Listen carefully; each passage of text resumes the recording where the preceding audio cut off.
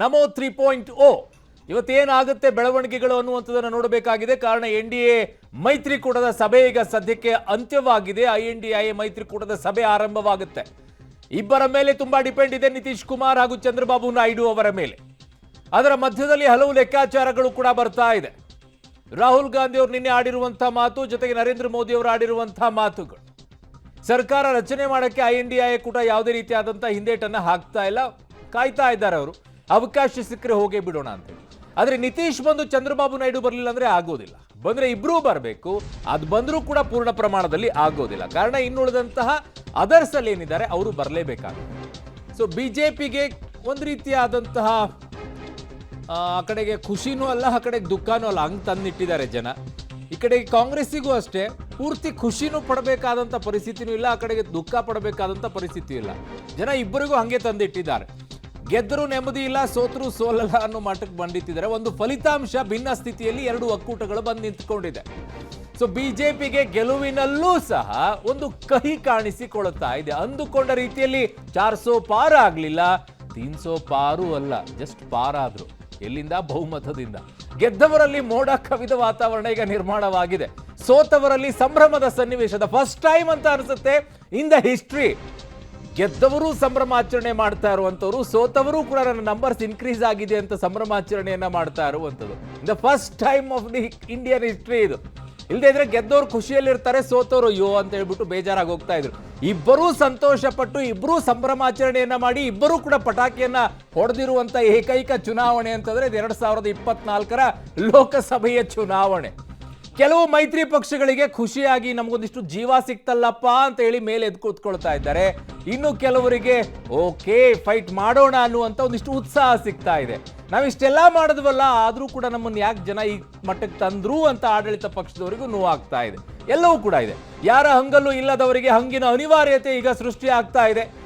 ಗುಜರಾತ್ನಿಂದ ಅವರು CM ಆದಾಗಿನಿಂದ ಹಿಡಿದು ಪ್ರಧಾನಿ 2 ಬಾರಿ ಆದಾಗವರೆಗೂ ಕೂಡ ಅವರು ಯಾವುದೇ ರೀತಿಯಾದಂಥ ಹಂಗಿನಲ್ಲಿ ಇರಲಿಲ್ಲ.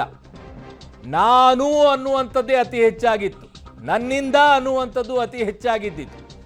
ಸೊ ಅತಿ ಮುಖ್ಯವಾಗಿ ಯಾರ ಇದಕ್ಕೂ ಕೂಡ ಒಳಗಾಗದೆ, ಮುಲಾಜಿಗೂ ಕೂಡ ಒಳಗಾಗದೆ ಏಕಪಕ್ಷೀಯವಾಗಿ ನಿರ್ಧಾರ ತೆಗೆದುಕೊಳ್ಳುವಂತಹ ಬಹುಮತವನ್ನ ಜನ ಅವರಿಗೆ ಕರುಣಿಸಿಕೊಟ್ಟಿದ್ರು ಪೂರ್ಣ ಪ್ರಮಾಣದಲ್ಲಿ ಬಿಜೆಪಿಗೆ. 2014 ಆಗಿರ್ಬೋದು, 19 ಆಗಿರ್ಬೋದು. ಆದರೆ 24ರಲ್ಲಿ ಬಿಜೆಪಿಗಿನೇ ಪೂರ್ಣ ಬಹುಮತ ಕೊಡಲಿಲ್ಲ. ಆದರೆ ಇಡೀ ದೇಶದಲ್ಲಿ ಮೊದಲನೆಯ ಪಕ್ಷ ಅತಿ ಹೆಚ್ಚು ಸೀಟ್ಗಳನ್ನ ಪಡ್ಕೊಂಡಿರುವಂಥದ್ದು ಆದರೆ ಬಿಜೆಪಿ ಹೈಯೆಸ್ಟ್ ಸೀಟ್ಗಳನ್ನ ಪಡ್ಕೊಂಡಿರುವಂಥದ್ದು 240.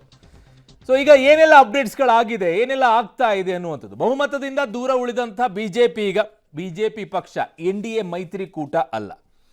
ಸೊ ದೂರ ಉಳ್ಕೊಂಡಿದ್ದಾರೆ. ಕಾರಣ 240 ಅವ್ರ ಸೀಟನ್ನು ಪಡ್ಕೊಂಡಿರೋದು, ಬಹುಮತಕ್ಕೆ ಬೇಕಾಗುವಂಥದ್ದು 272. 400 ಪಾರ್ ಗುರಿ ಮುಟ್ಟಲಿಲ್ಲ ಬಿಜೆಪಿಯವರು. ಆಮೇಲೆ ಅದನ್ನು ಹೇಳ್ತಾ ಇದ್ರು ಇಟ್ಸ್ ಎ ಮೈಂಡ್ ಗೇಮ್ ಅಂತ ಹೇಳ್ತಾ ಇದ್ರು. ವಿರೋಧ ಪಕ್ಷಗಳ ದಾರಿ ತಪ್ಪಿಸೋಕ್ಕೋಸ್ಕರ ನಾವು ಅದನ್ನು ಹೇಳ್ತಾ ಇದ್ವಿ ಅಂತ ಅವ್ರು ಹೇಳಿದರು. 3ನೇ ಬಾರಿಗೆ ಮೋದಿ ಪ್ರಧಾನಿ ಆದರೆ ಬೆಟ್ಟದಷ್ಟು ಸವಾಲು ಅವರ ಮುಂದೆ ಡೆಫಿನೆಟ್ಲಿ ಬರುತ್ತೆ. ಫಸ್ಟು ಆ ಮೈತ್ರಿಕೂಟದಲ್ಲಿರುವಂಥ ಪಕ್ಷಗಳಲ್ಲಿರುವಂಥ ನಾಯಕರನ್ನ ಸಮಾಧಾನ ಮಾಡೋದೇ ಬೇಕಾಗುತ್ತೆ. ಜಿ ಹುಜೂರ್ ಅಂತ ಹೇಳಿ ಏಕಮೇವೇ ಅದ್ವಿತೀಯರಾಗಿದ್ದ ನರೇಂದ್ರ ಮೋದಿ ಅವರು ಈಗ ಜಿ ಹುಜೂರ್ ಅನ್ನುವಂಥ ಪರಿಸ್ಥಿತಿಯಲ್ಲಿ ಬಂದು ಕೂತ್ಕೊಳ್ತಾರ? ಆ ನಿರ್ಣಯಗಳನ್ನು ತೆಗೆದುಕೊಳ್ಳೋಕ್ಕಾಗಲ್ವಾ? ಅದೇ ಹಳೆಯ ಶಕ್ತಿಯೊಂದಿಗೆ ಮರಳಕ್ಕೆ ಸಾಧ್ಯವಾಗುತ್ತಾ ಮೋದಿಯವರು? ಗುಜರಾತ್ನಲ್ಲಿದ್ದಾಗಲೂ ಕೂಡ ಅವರಿಗೆ ಆ ರೀತಿಯಾದಂಥ ವಿರೋಧಗಳು ಕಾಣಿಸ್ತಿಲ್ಲ. 2 ಬಾರಿ ಪ್ರಧಾನಿ ಆದಾಗಲೂ ಕೂಡ ಆ ರೀತಿಯಾಗಿ ಆಗಲಿಲ್ಲ. ಈಗ ಮಿತ್ರ ಪಕ್ಷಗಳ ಚೌಕಾಸಿಯ ರಾಜಕೀಯ ತಲೆನೋವು ಆಗುತ್ತಾ? ವಾಜಪೇಯಿ ಅವರು ಇದನ್ನ ಫೇಸ್ ಮಾಡಿದ್ರು, ಅವರ ಗುರು ವಾಜಪೇಯಿ ಅವರು ಫೇಸ್ ಮಾಡಿದ್ರು. ಈಗ ಶಿಷ್ಯನಿಗೂ ಅದನ್ನು ಫೇಸ್ ಮಾಡುವಂಥ ಪರಿಸ್ಥಿತಿ ಬಂದಿದೆ. ವಾಜಪೇಯಿ ಅವರು ಯಶಸ್ವಿಯಾಗಿದ್ರು, ಶಿಷ್ಯ ಅದರಲ್ಲಿ ಯಶಸ್ವಿ ಆಗ್ತಾರಾ ಇಲ್ವಾ ಗೊತ್ತಿಲ್ಲ. ಮೈತ್ರಿ ಧರ್ಮ ಚಕ್ರವ್ಯೂಹದಲ್ಲಿ ಮೋದಿ ಸರ್ಕಾರ ಈಗ ಬಂದು ಕೂತ್ಕೊಂಡಿದೆ. ಯಾವ ಕ್ಷಣದಲ್ಲಾದರೂ ಕೂಡ ಅವ್ರನ್ನ ವಾಪಸ್ ತಗೊಳ್ತೀವಿ ಅಂತಂದ್ರೆ ಕಥೆ ಏನು? NDA ಅಂಗಪಕ್ಷಗಳಿಗೂ ಕೂಡ ಪ್ರಾಮುಖ್ಯತೆಯನ್ನು ಕೊಡಬೇಕಾದಂಥ ಅನಿವಾರ್ಯತೆ ಈಗ ಮೋದಿಯವರಿಗೆ ಬಂದು ಕೂತ್ಕೊಂಡಿದೆ. Free hand ಇರಲ್ವಾ? ಎಲ್ಲದಕ್ಕೂ ಕೂಡ ಮೂಗು ತೋರಿಸ್ತಾರ? ಹೊಸ ಇತಿಹಾಸವನ್ನ ಬರೆಯುವಂಥ ತೀರ್ಮಾನಗಳನ್ನು ನಾನು ತೆಗೆದುಕೊಳ್ತೀನಿ ಅಂತ ಹೇಳುವಂಥ ಪ್ರಧಾನಿ ಮೋದಿಯವರಿಗೆ ಆ ತೀರ್ಮಾನವನ್ನು ತೆಗೆದುಕೊಳ್ಳೋದು ಕಷ್ಟ ಆಗುತ್ತಾ ಗೊತ್ತಿಲ್ಲ.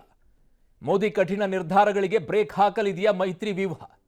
ಕಾರಣ ಈ ಬಾರಿ ನಿನ್ನೆ ಅಷ್ಟೇ ಅವರು ಮಾತನಾಡ್ತಾ ಇದ್ರು, ಇತಿಹಾಸದಲ್ಲಿ ಸೇರಿಕೊಳ್ಳೋ ರೀತಿಯಲ್ಲಿ ನಾವು ಈ ಬಾರಿ ಹೊಸ ಬದಲಾವಣೆಯನ್ನ ಮಾಡ್ತೀವಿ, ತೀರ್ಮಾನವನ್ನ ತೆಗೆದುಕೊಳ್ತೀವಿ ಅಂತ ಮೋದಿ ಅವರು ಹೇಳಿದರು. ಆದರೆ ಮೈತ್ರಿ ವ್ಯೂಹ ಅದನ್ನು ಕಟ್ಟಿ ಹಾಕುತ್ತಾ? ನೋಡಬೇಕು.